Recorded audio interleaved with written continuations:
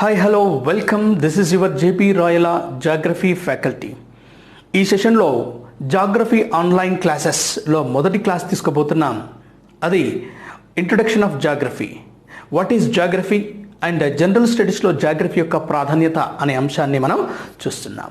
అయితే మొదటగా చూడండి, జాగ్రఫీ అనేటటువంటి పదం మనకు ఆంగ్ల పదంగా కనిపిస్తుంది. ఆంగ్ల పదంగా కనిపించిన this is not an English word, this is came from Greek word. ఆ గ్రీకు భాషా పదము, గ్రీకు భాషా పదం. అదేది చూడండి, జియో అండ్ గ్రఫియా అనే రెండు పదాల కలయిక వల్ల ఏర్పడింది. అదే జియోగ్రఫీ.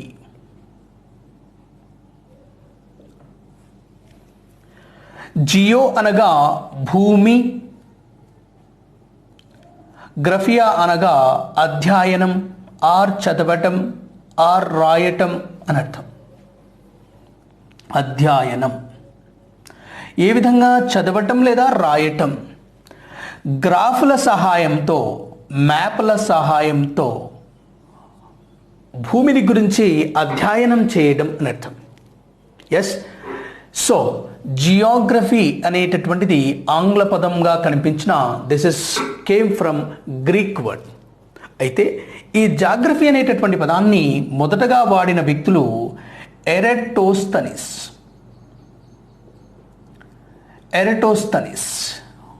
ఓ రకంగా ఇతన్ని ఫాదర్ ఆఫ్ జాగ్రఫీ అని కూడా పిలుస్తారు. జాగ్రఫీ అంటే మరో రకంగా కొన్ని సందర్భాల్లో ఏం చెప్తామంటే it is mother of all sciences అంటారు. అంటే అన్ని శాస్త్ర సాంకేతిక అంశాలకు ఇది ఒక తల్లి లాంటిది, పుట్టినిల్లు వంటిది అని చెప్తారు జాగ్రఫీని. సో ఇంతటి ప్రాధాన్యత కలిగినటువంటి జాగ్రఫీకి, ఈ పదానికి కొన్ని పదాలు చేర్చడం వల్ల మరికొన్ని పదాలు ఉద్భవిస్తున్నాయి. ఒకసారి చూడండి, జియోకి లాజీ అని చేర్చామనుకోండి, అప్పుడు మనకేమవుతుంది?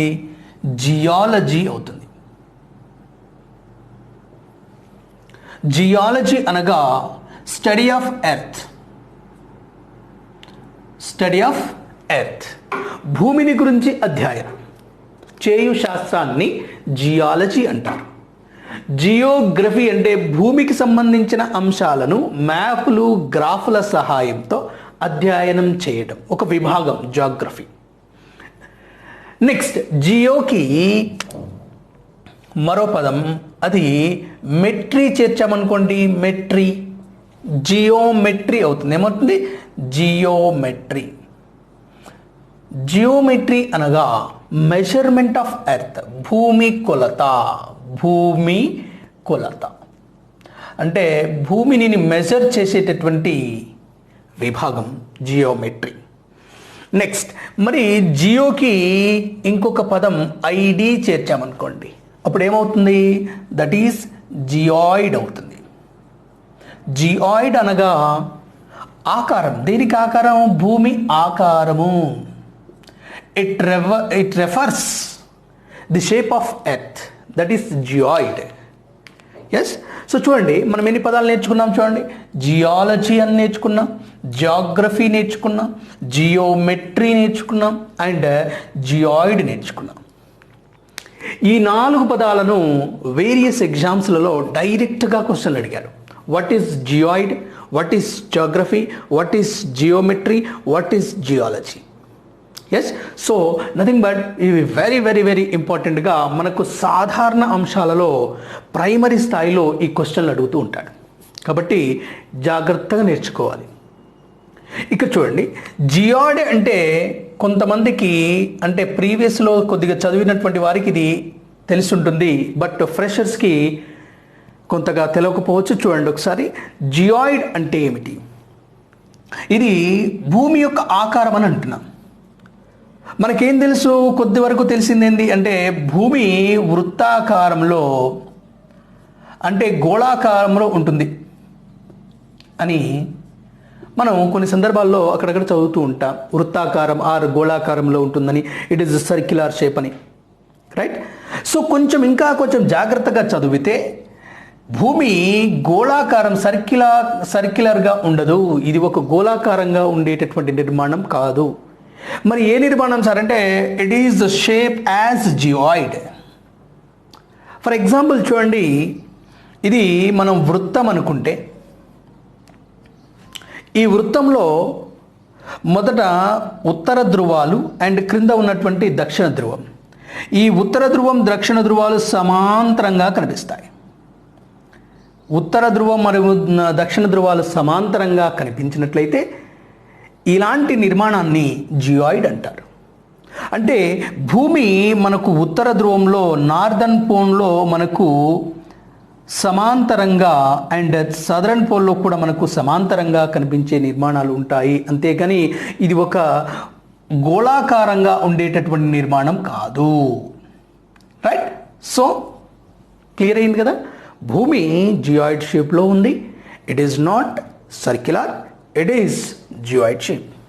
ఫర్ ఎగ్జాంపుల్ చూడండి, మరి జాగ్రత్తగా చూస్తే మనకు యాపిల్ తెలుసు కదా, యాపిల్ ఆకారంలో కనబడుతుంది, రైట్? సో యాపిల్ అనేటటువంటి షేప్ని కలిగి ఉంది భూమి. So that is called geoid, right? So ఈ విధంగా భూమిని గురించినటువంటి అంశాన్ని జాగ్రఫీ అనేటటువంటి అంశంలో మొదటి కొన్ని వర్డ్స్ అనేటివి మనకు తెలవాలి. So these are the words, very very very important. ఇవి డైరెక్ట్గా క్వశ్చన్లో అడిగేటటువంటి అవకాశాలు ఉంటాయి. ఓకే, ఇప్పుడు చూడండి, ఇంకొంచెం లోపలికి వెళ్దాం. జాగ్రఫీ అనేటటువంటి సబ్జెక్టులో మనకు కొన్ని విభాగాలు కనబడతాయి. కొన్ని విభాగాలు, ఆ విభాగాలు ఏంటి చూద్దాం.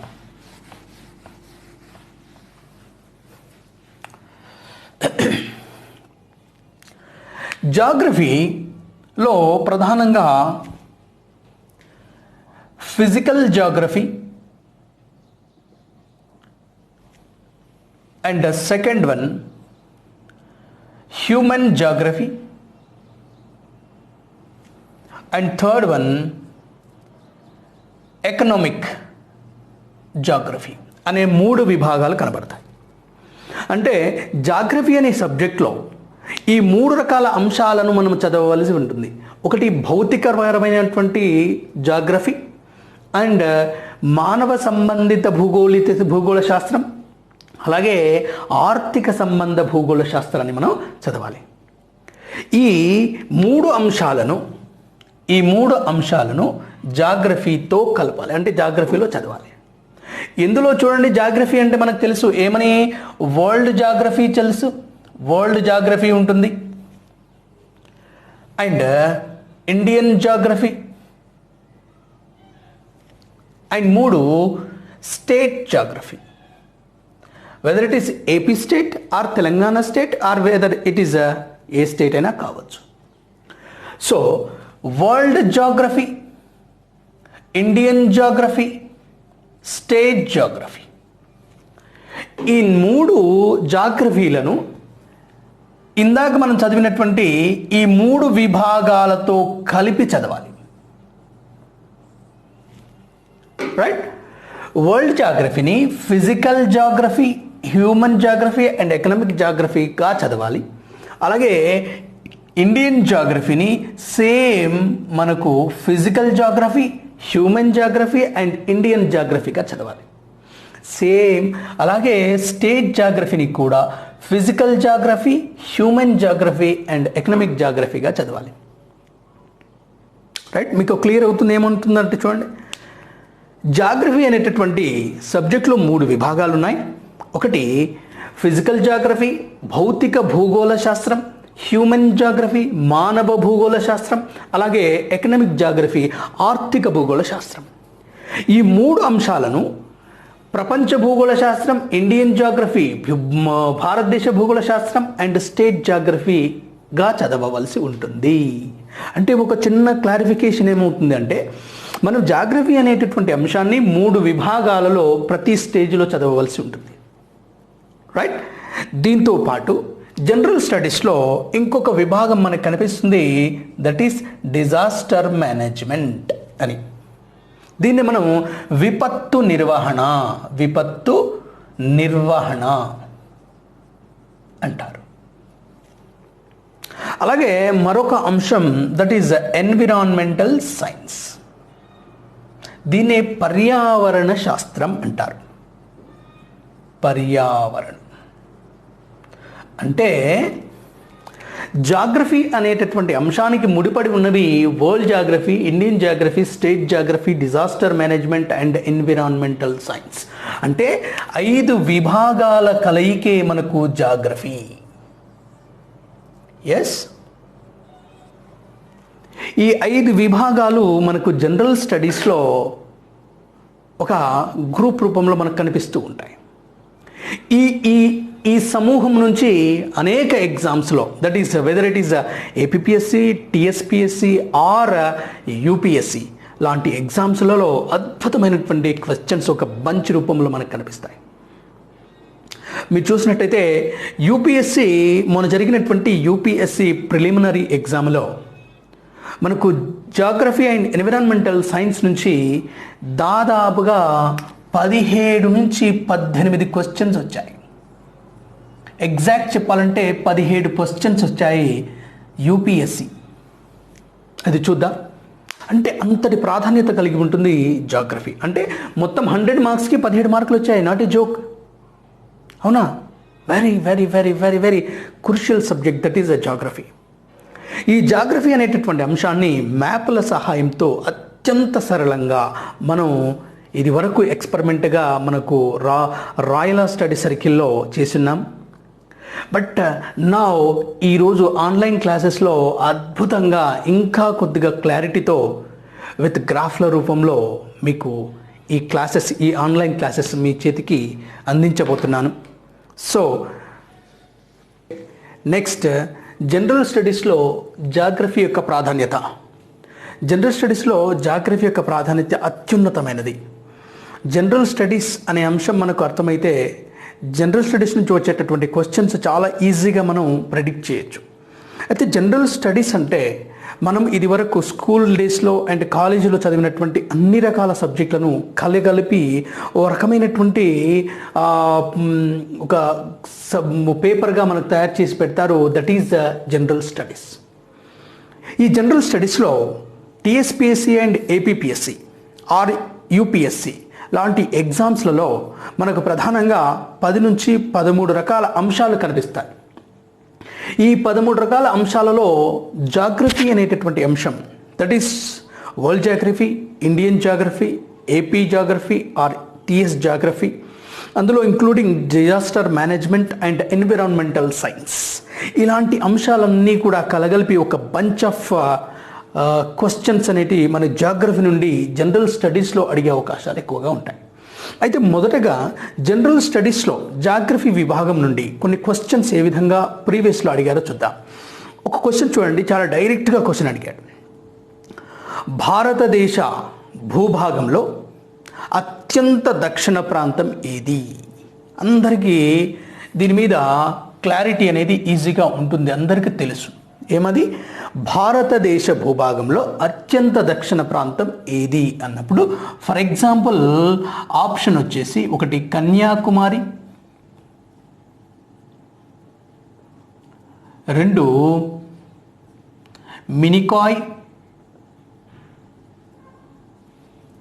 3 గ్రేట్ నికోబార్,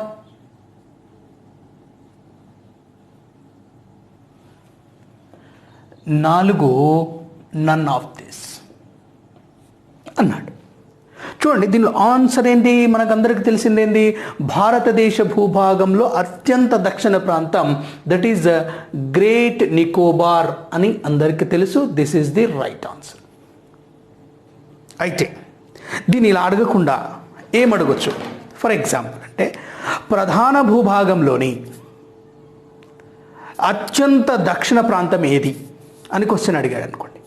భారతదేశంలోని ప్రధాన భూభాగంలో అత్యంత దక్షిణ ప్రాంతం ఏది అని అన్నప్పుడు, ఫర్ ఎగ్జాంపుల్ ప్రధాన అనే దాన్ని మిస్ చేసామనుకోండి, దానికి ఆన్సర్ మనం ఏం పెడతాం? గ్రేట్ నికోబార్ అని పెట్టేస్తాం. లేదు, క్వశ్చన్లో ప్రధాన అనేటటువంటి అంశాన్ని మనం చూసి జాగ్రత్తగా క్వశ్చన్కి ఆన్సర్ చేసినట్టయితే మనకు ఆప్షన్ ఏది వస్తుందంటే దట్ ఈజ్ ద కన్యాకుమారి అవుతుంది. ఏది? Kanyakumari. This is the Kanyakumari. అంటే భారతదేశంలో ఉత్తరానికి జమ్మూ అండ్ కాశ్మీర్ నుండి కింద మనకు తమిళనాడు వరకు ఉన్న ఈ ప్రధాన భూభాగంలో అత్యంత దక్షిణ ప్రాంతం ఏది అన్నప్పుడు కన్యాకుమారి.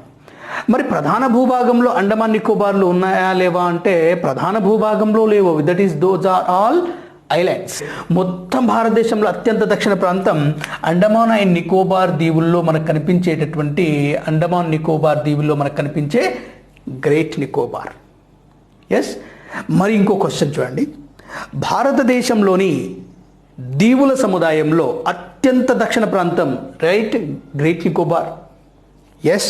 నెక్స్ట్ ఇంకో క్వశ్చన్ అంటాడు, భారతదేశంలోని పశ్చిమాన ఉన్న దీవులలో అత్యంత దక్షిణంగా ఉన్న దీవి ఏది? దక్షిణంగా ఉన్న దీవి అండమాన్ నికోబార్. కానీ పశ్చిమాన అంటున్నాడు, ఇది తూర్పు పశ్చిమం. పశ్చిమాన ఉన్నటువంటి అత్యంత దక్షిణ ప్రాంతపు దీవి ఏది అన్నప్పుడు దోస్ ఆర్ ఆల్ మనకు తెలుసు, దట్ ఈజ్ లక్షద్వీపులు. మరి ఆ లక్షద్వీపులు అత్యంత దక్షిణంగా ఉన్న దీవి ఏది అన్నప్పుడు దట్ ఈజ్ మినికాయ్. ఏం పేరు? మినికాయ్. రైట్. అంటే భారతదేశం మొత్తంలో చూసినప్పుడు అత్యంత దక్షిణ ప్రాంతం గ్రేట్ నికోబార్, భారతదేశంలోని ప్రధాన భూభాగంలో చూసినప్పుడు కన్యాకుమారి, అలాగే పశ్చిమాన ఉన్నటువంటి దీవుల సముదాయంలో అత్యంత దక్షిణ ప్రాంతం ఏది అన్నప్పుడు that is Minicoy island. Right. So ఈ విధంగా 3 ఆప్షన్లు అనేటివి మనకి ఈ విధంగా నేర్చుకోవాలి. అంటే మనకు సబ్జెక్ట్ మీద క్లారిటీ ఉన్నప్పుడు, మ్యాప్ పాయింటింగ్ మీద క్లారిటీ ఉన్నప్పుడు మనకు అద్భుతమైనటువంటి క్వశ్చన్కి ఆన్సర్ చేసే అవకాశాలు ఎక్కువగా ఉంటాయి. మరి రీసెంట్గా ఒక క్వశ్చన్ చూడండి.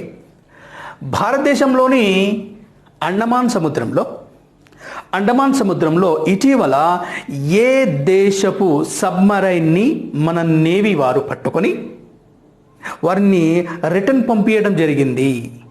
అంటే చైనా దేశపు సబ్మరైన్ ఏం చేస్తుందంటే మన అండమాన్ సముద్రపు తీరం వెంబడి వచ్చి మనకు కనిపించడం అనేది జరిగింది.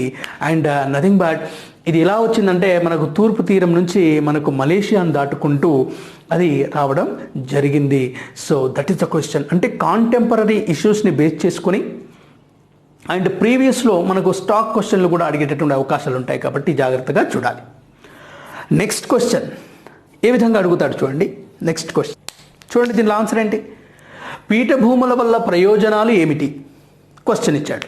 దాంట్లో ఖనిజ సంపదల నిలవు ఒక ఆప్షన్ ఇచ్చాడు.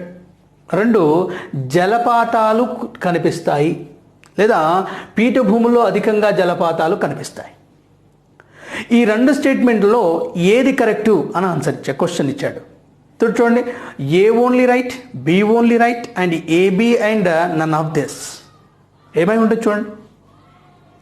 పీఠభూముల్లో ప్రధానంగా మనకు ఖనిజాలు అత్యధికంగా లభిస్తాయి. ఫర్ ఎగ్జాంపుల్ చోటా నాగపూర్. మనకు చోటా నాగపూర్ ఏంటి? పీఠభూమి కదా. చోటా నాగపూర్లో మనకేమనిపిస్తాయి? ప్రధానంగా మనకు కనిపించేవి ఐరన్ నిక్షేపాలు అత్యధికంగా లభ్యమవుతాయి ఇక్కడ చోటా నాగపూర్ పీఠభూమిలో. సో చోటా నాగపూర్ పీఠభూమి is nothing but mineral bowl of India అంటాం, ఖనిజాల నిలవంక అంటాం. అంటే ఏంటి? పీఠభూములు అనేటివి మనకు ఖనిజ నిక్షేపాలకు ఒక కొలువు తీరినటువంటి ఒక ప్రాంతాలుగా కనబడతాయి. So it is the first one is the right answer. Next చూడండి, జలపాతాలు కనిపిస్తాయి. అంటే పీఠభూముల్లో మనకు అత్యధికంగా జలపాతాలు కనబడతాయి. అంటే పీఠభూముల్లో మనకు జలపాతాలు ఏర్పడేటటువంటి అవకాశాలు ఎక్కువ. ఫర్ ఎగ్జాంపుల్ ఎందుకని? అసలు పీఠభూమి అంటే ఏంటి? పీఠభూమి అంటే ఒక బేస్ ఎక్కువగా ఉండి వాలు తక్కువగా ఉండి ఉపరితలంలో సమాంతరమైనటువంటి నిర్మాణాలు, ఒక పీఠం మాదిరిగా ఉండే నిర్మాణాలనే పీఠభూమి అంటారు. అంటే ఎలాంటి పీక్స్ ఉండవు, శిఖరం ఉండదు, కానీ ఉపరితలంలో ఎలా ఉంటుంది? ఒక సమాంతరమైనటువంటి నిర్మాణాలు కనిపెడతాయి. ఇలాంటి ఎత్తైన నిర్మాణాల్లో ఏదైనా ఒక నది ప్రయాణం చేస్తుంటే మనకు ఆటోమేటిక్గా జలపాతాలు ఏర్పడేటటువంటి అవకాశాలు ఎక్కువ. సో జలపాతాలు ఎక్కువగా ఉంటాయి కాబట్టి statement, second statement is also right answer. For example చూడండి, జలపాతాలు ఎక్కువ అంటే ఫర్ ఎగ్జాంపుల్ మనకు ఛోటా నాగపూర్ పీఠభూమిలోనే కనిపించేటటువంటి ఒక జలపాతం పేరు Hundru water falls. This is located in Jharkhand. ఎక్కడ? రాంచీకి దగ్గరలో. ఎక్కడ? ఈ పీఠభూమిలో మనకు కనిపించేటటువంటి ఒక జలపాతం హుండ్రు జలపాతం. అంటే పీఠభూమి ఉంది, ఆ పీఠభూమిలో మనకు జలపాతాలు ఏర్పడే అవకాశాలు ఎక్కువగా ఉన్నాయి. కాబట్టి second statement is also right. మరి ఇంకొక ఆప్షన్, ఇంకొక ఆన్సర్ చూడండి, ఇంకొక ఎగ్జాంపుల్. ఫర్ ఎగ్జాంపుల్ జోగ్స్ జలపాతం. ఈ జోగ్ జలపాతం ఇక్కడ కర్ణాటక పీఠభూమిలో, కర్ణాటక పీఠభూమిలో మనకు కనబడుతుంది. ఈ కర్ణాటక పీఠభూమిలో జోగ్స్ జలపాతం అనేది కనబడుతుంది. ఇది ఏ నది వల్ల ఏర్పడింది? శరావతి. ఎస్, అంటే కర్ణాటక పీఠభూమిలో ప్రయాణం చేస్తున్నటువంటి శరావతి నది ఒక జోగ్స్ జలపాతాన్ని ఏర్పాటు చేస్తూ వెళ్ళింది. ఎక్కడ? అదే పీఠభూమిలో. అంటే పీఠభూమి నుండి ప్రయాణం చేస్తుంది కాబట్టి కొద్ది ఎత్తైనటువంటి ప్రాంతాల నుంచి కిందికి దిగే క్రమంలో అవి జలపాతాలను ఏర్పరిచేటటువంటి అవకాశాలు ఎక్కువ. సో పీఠభూములు ప్రధానంగా ఖనిజ నిక్షేపాలకు మరియు జలపాతాలకు నెలవులుగా, కొలవులుగా కనబడతాయి.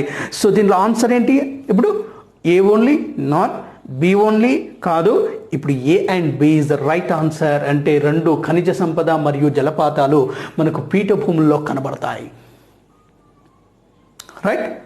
సో ఈ విధంగా మనకు క్వశ్చన్ వచ్చినప్పటికీ, ఆన్సర్ మనకు తెలిసినప్పటికీ కొంత టైం వేస్ట్ చేయించేటటువంటి ప్రాసెస్ మనకు కనబడుతుంది. అంటే టైం వేస్ట్ చేయించడం వల్ల ఎగ్జామినర్కి ఏంటి లాభం అంటే, నిన్ను ఎక్కువ క్వశ్చన్లు చేయించకుండా ఎవరైతే ఎక్కువ ప్రాక్టీస్ చేసి ఉంటాడో వాళ్ళకు మాత్రమే ఎక్కువ ఆప్షన్, అంటే వాళ్ళకు మాత్రమే ప్రయోజనాలు కలిగే విధంగా క్వశ్చన్ పేపర్ తయారీ విధానం జరుగుతుంది. So practice makes perfect. ఓకేనా? ఎక్కువ ప్రాక్టీస్ చేస్తే చాలా త్వరితగతిన మనం ఆన్సర్ పెట్టేటటువంటి అవకాశాలు ఎక్కువగా ఉంటాయి. రైట్. నెక్స్ట్ క్వశ్చన్ చూడండి.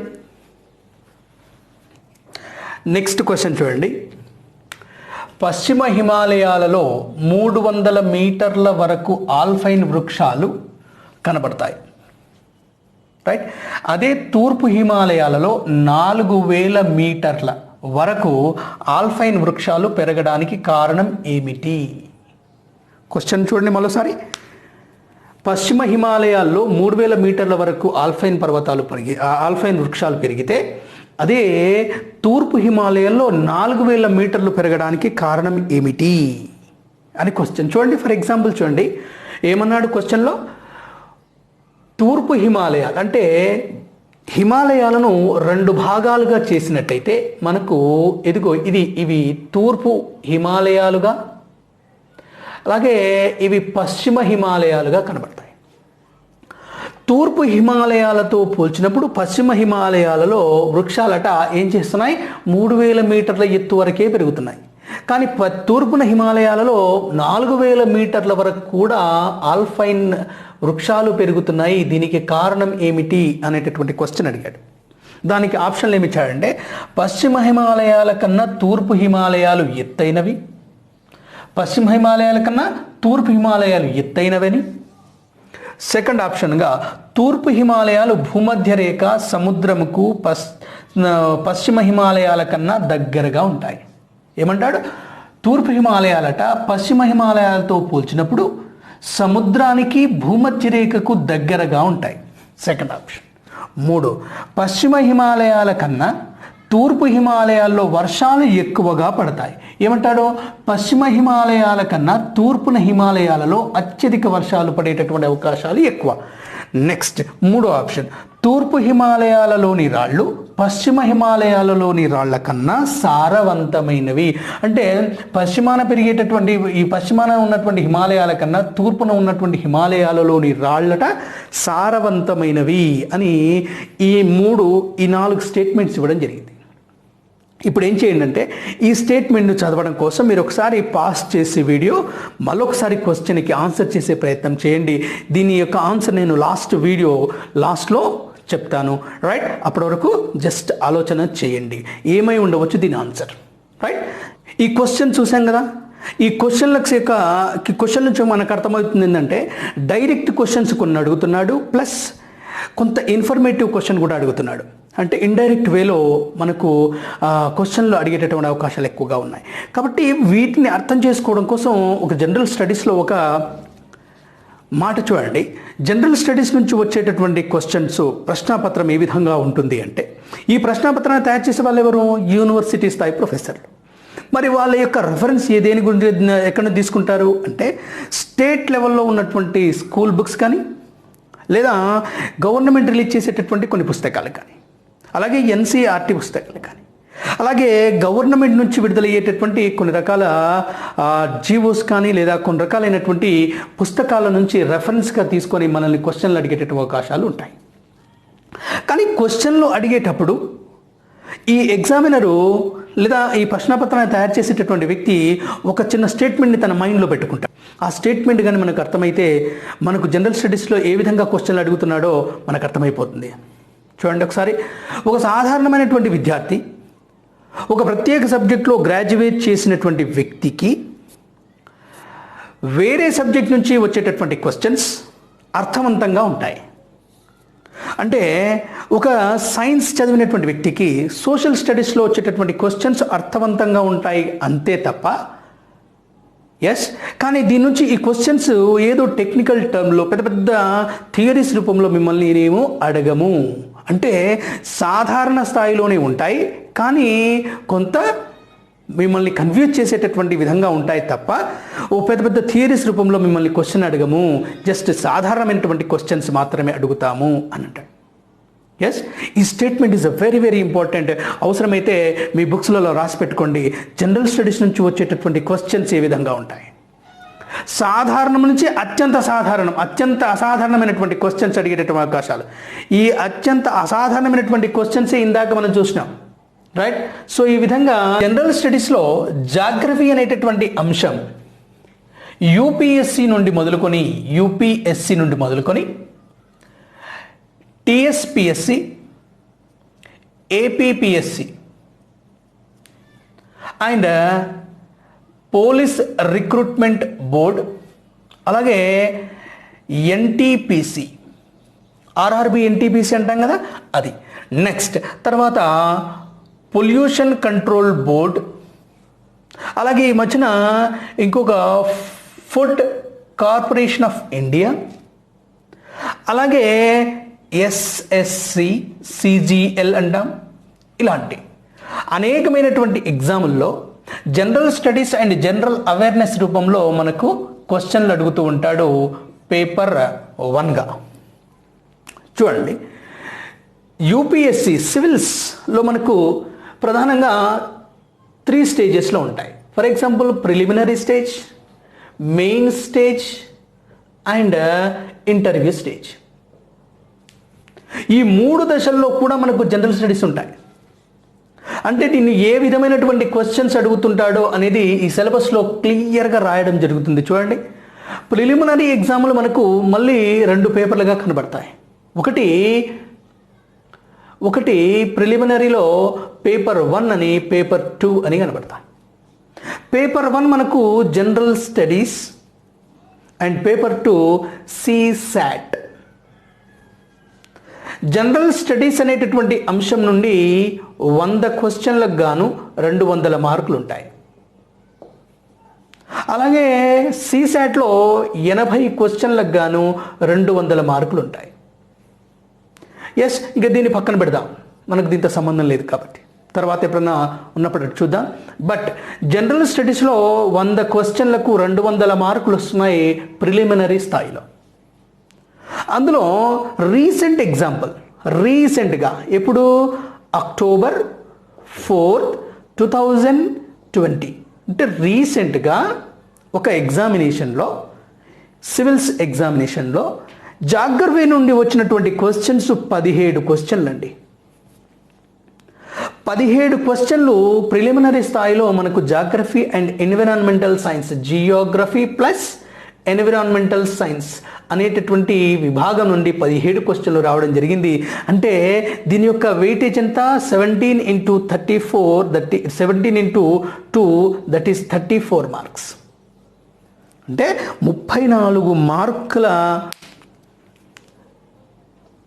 బేస్ని కలిగి ఉంది మొన్నటి recent October 4th question paper.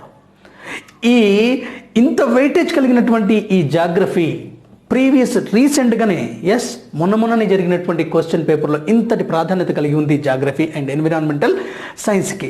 ఇంతటి ప్రాధాన్యత కలిగినటువంటి ఇది యూపీఎస్సీలోనే మనకు రీసెంట్గా కనిపించింది. అలాగే